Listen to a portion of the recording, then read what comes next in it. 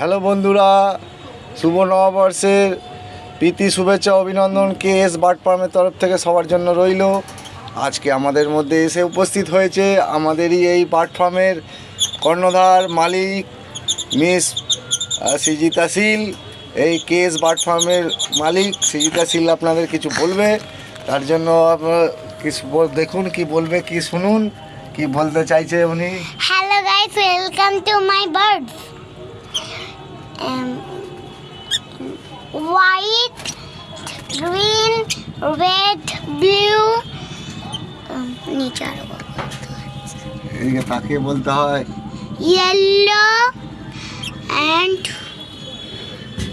green, red.